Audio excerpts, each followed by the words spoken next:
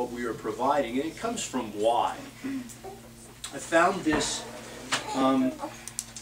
article that I want to read to you because I think this was a really kind of interesting thing that I came across. So this is a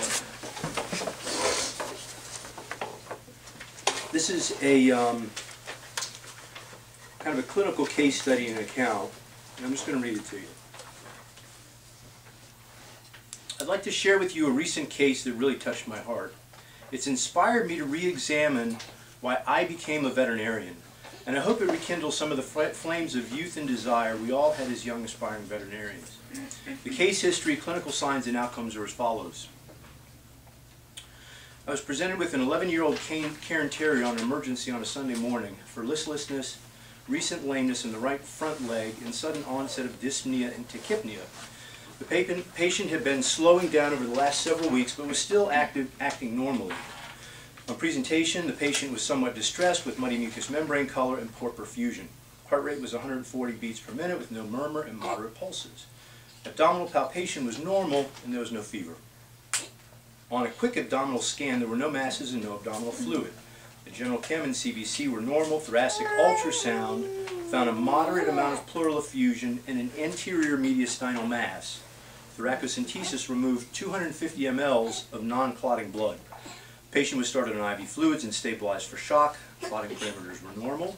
Thoracic radiographs were obtained, and an invasive mass was suspected, and a possible metastasis to the lung was found. The patient was hospitalized overnight and responded to initial supportive care. Following day, the patient had a CT scan and biopsies were obtained of the mass. The CT scan revealed an invasive destructive mass, likely arising from the second sternal vertebrae and extending into the thorax and soft tissues of the pectoral girdle. The patient had stabilized and the owners elected to take the patient home on pain medication pending the histopath. On follow-up 2 days later, the patient was stable and doing relatively well, but the owner was concerned about a decreasing appetite, some lethargy, reluctance to jump up and down off the bed. The results of the CT scan, radiology consult, and histopath report confirmed a highly malignant osteosarcoma arising from the second sternal vertebrae. An in-house oncology consult was obtained and treatment options were poor. The owner elected palliative therapy and pain management with care at home.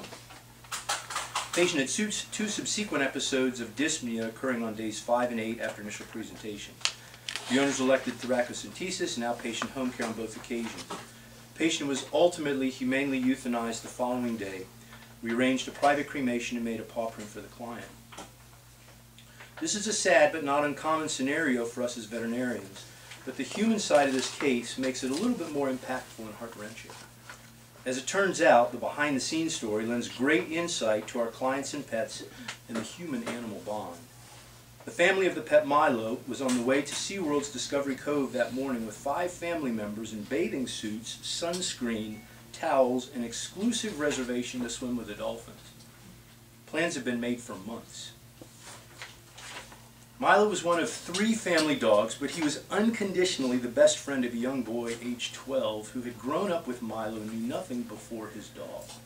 Milo was truly the boy's best friend and had been there with him in both good and bad times for all his life. Milo slept by the side of the boy every night as the child grew from a toddler into a young man. The boy would scratch Milo's back until they both fell asleep, content and loved. The family of 5, including 2 younger sisters aged 6 and 8, could not leave another member of the family and postponed swimming with the dolphins that day.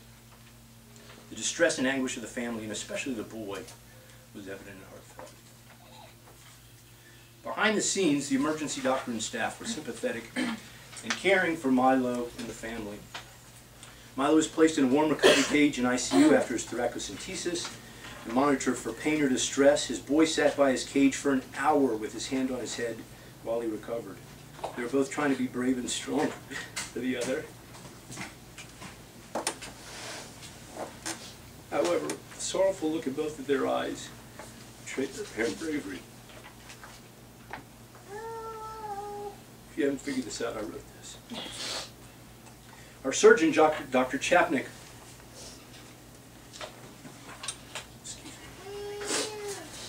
was in hospital on his day off and willing to cancel his family plans if Milo needed emergency surgery to stop the thoracic bleeding.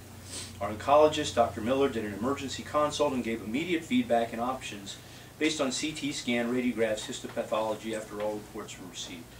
The team effort was compassionate, collaborative, empathetic, and professional, despite all our efforts, capabilities, and compassion. Milo was euthanized at home on his boy's bed. His boy Logan cradled him gently and quietly on his ear. That he loved him, while tears uncontrollably streamed down his face and mine as I injected 3 cc's of euthanasia into his vein. Logan is my son, and Milo is the Cairn Terrier puppy I got for Logan when he was 18 months old, to be his boyhood dog. He was adding so much more to our family, and especially Logan. What is a human-animal bond? Just ask Logan and Milo. It's why I became a veterinarian. And I believe it's the core reason of all of us who have dedicated our lives to helping pets. I have also always believed that as much about the people as the pets, and that this is the true purity and potential of what we do as veterinarians. Helping people by helping their pets is our VHA mission statement. That's never become any clearer to me until I had to treat my son's dog, Milo.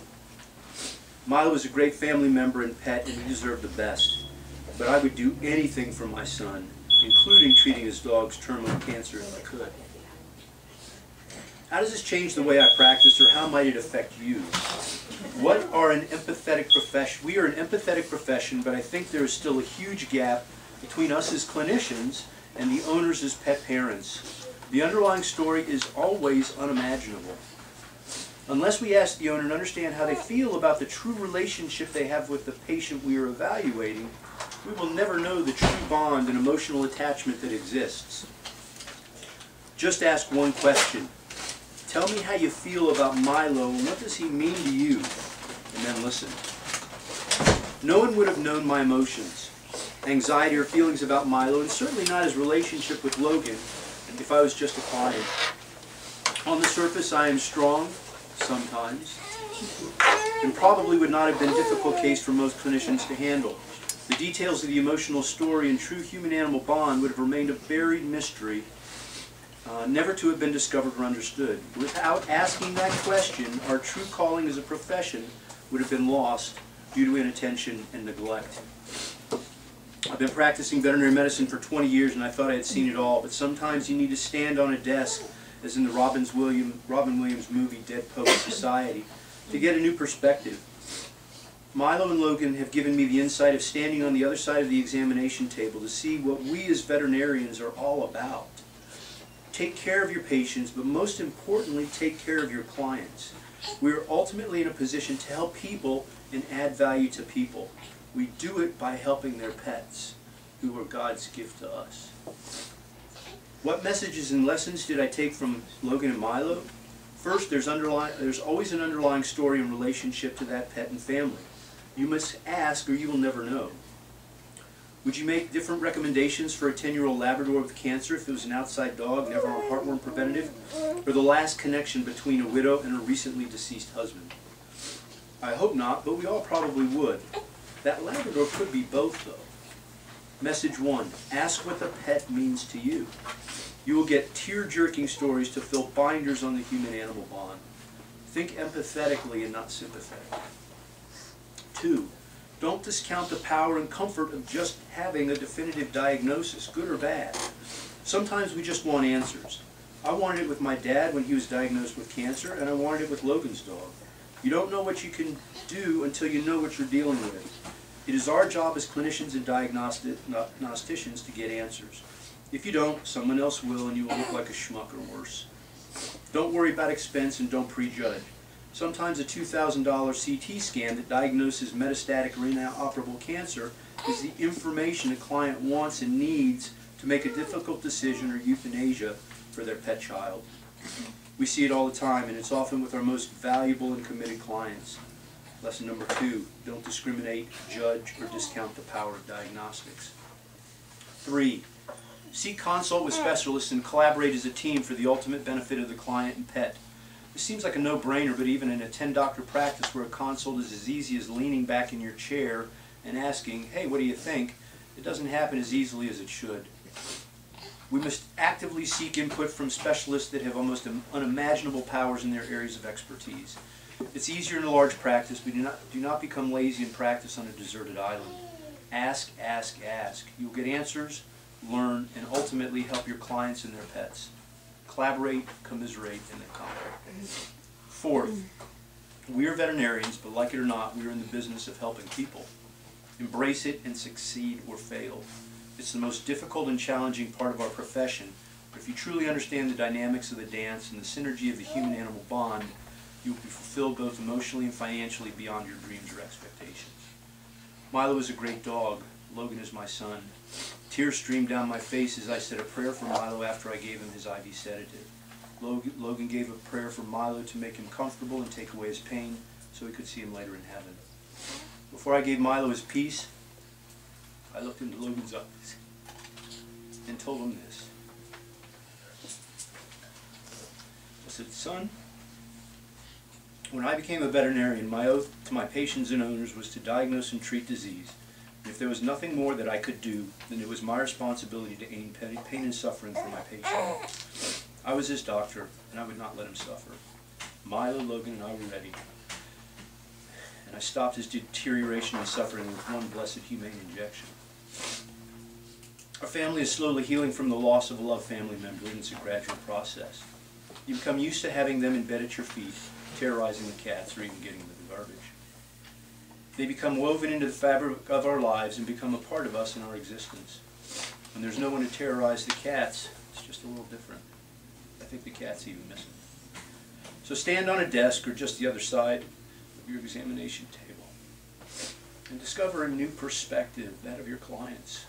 Ask one question and learn the answer that unlocks the secret to that salvation of our profession from all the recent competitive outside forces challenging our livelihood. Then help people by helping their pets. Be their veterinarian.